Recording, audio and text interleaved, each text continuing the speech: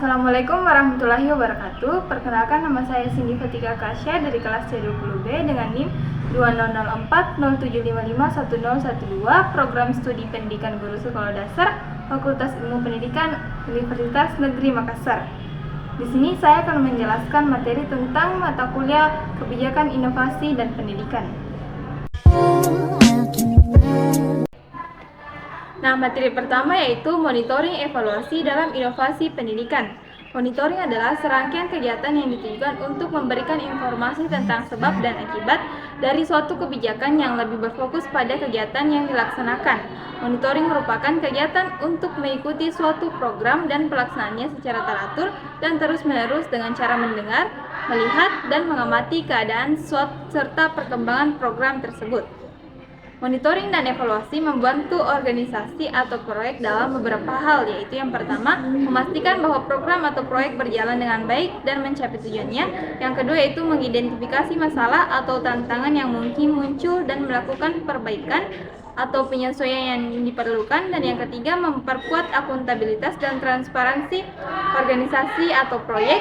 Yang keempat, meningkatkan kinerja organisasi atau proyek dengan memberikan umpan balik dan saran yang berkelanjutan. Dan yang terakhir yaitu meningkatkan pembelajaran organisasi atau proyek untuk meningkatkan kegiatan di masa depan.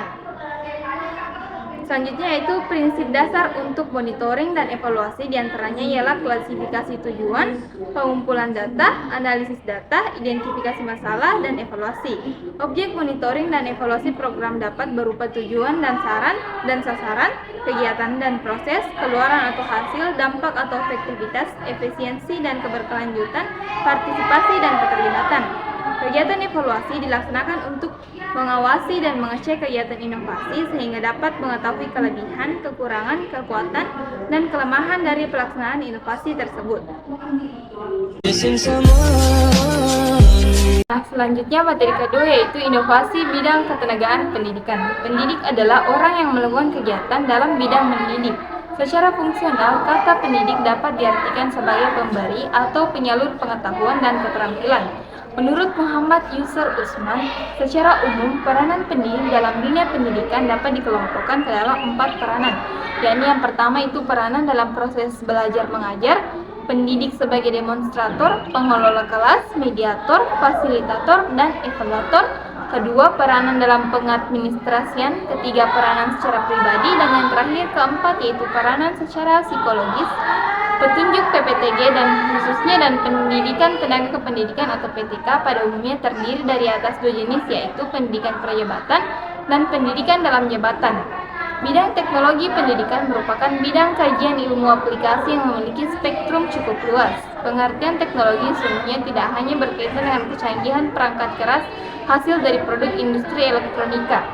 Teknologi jika diterapkan pada konteks pendidikan sebagai salah satu bagian dari ilmu sosial bermakna sebagai proses pengelolaan informasi kependidikan untuk dipecahkan guna menghasilkan produk dalam bentuk solusi masalah pendidikan. Nah, selanjutnya itu materi ketiga, inovasi bidang manajemen organisasi. MBS adalah model pengelolaan sekolah dengan memberikan kewenangan yang lebih besar pada tingkat sekolah untuk mengelola sekolahnya sendiri secara langsung. Dimilikinya kewenangan sekolah itu karena terjadi pergeseran kekuasaan dari pemerintah pusat atau pemerintah daerah kepada sekolah langsung dalam pengelolaan sekolah. Dengan adanya kewenangan yang besar tersebut, maka sekolah memiliki otonomi tanggung jawab dan partisipasi dalam menentukan program-program sekolah. Sekolah merupakan sebuah organisasi yang bergerak atau berkecimpung dalam dunia pendidikan. Sebagai sebuah organisasi atau lembaga, sekolah terdiri dari berbagai elemen atau unsur yang berkaitan satu sama lain dan saling mendukung terhadap pencapaian tujuan pendidikan di suatu sekolah. Beberapa elemen yang sangat mendukung terhadap pencapaian visi dan misi organisasi sekolah meliputi siswa, guru, kepala sekolah, sarana prasarana, kurikulum, orang tua siswa, komite sekolah, dan masyarakat. Untuk menentukan inovasi mana yang akan digunakan, perlu mengambil keputusan inovasi. Ada beberapa macam keputusan inovasi dalam sebuah organisasi. Yang pertama yaitu keputusan otoritas. Keputusan otoritas dibuat oleh seseorang atau sekelompok kecil orang-orang yang sering disebut juga sebagai kelompok dominan dalam suatu organisasi. Dan yang kedua itu keputusan kolektif sebagai suatu cara yang digunakan para anggota sistem sosial untuk menerima atau menolak inovasi dengan kesepakatan bersama, dan semua anggota harus menerima keputusan yang telah dibuat bersama. Nah, materi terakhir yaitu inovasi kurikulum pendidikan. Hakikat kurikulum ialah kegiatan yang mencakup berbagai rencana kegiatan peserta didik yang mencakup berbagai didik yang terperinci berupa bentuk-bentuk bahan pendidikan, saran-saran strategi belajar, pengaturan-pengaturan program agar dapat diterapkan, dan hal-hal yang mencakup pada kegiatan yang bertujuan mencapai tujuan yang diinginkan. Substansi kurikulum meliputi 4 hal: tujuan pembelajaran yang ingin dicapai dari proses pembelajaran, isi atau semua yang terlibat di dalam proses pembelajaran, strategi atau siasat yang digunakan guru dalam proses pembelajaran, dan evaluasi menentukan keberhasilan pencapaian tujuan.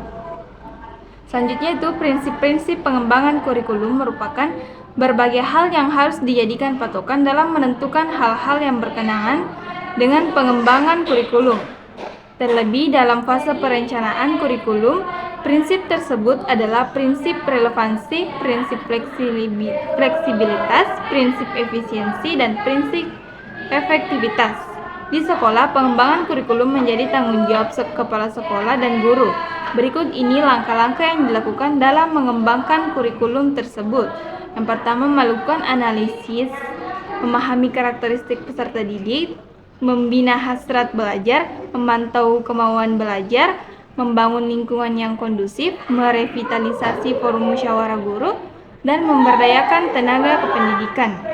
Pengembangan dapat dilakukan dengan 3 cara, sebagai berikut. Yang pertama, adakan perbaikan tujuan pembelajaran, gunakan berbagai sumber belajar atau buku teks, laporan hasil penelitian, jurnal penerbitan hasil penelitian, dan pemikiran ilmiah, narasumber, koran atau majalah, internet, dan media audiovisual, serta tambahan komponen anggaran pembiayaan dalam RPP bila diperlukan. Itulah tadi materi tentang kebijakan dan inovasi pendidikan. Sekian dan terima kasih. Wassalamualaikum warahmatullahi wabarakatuh.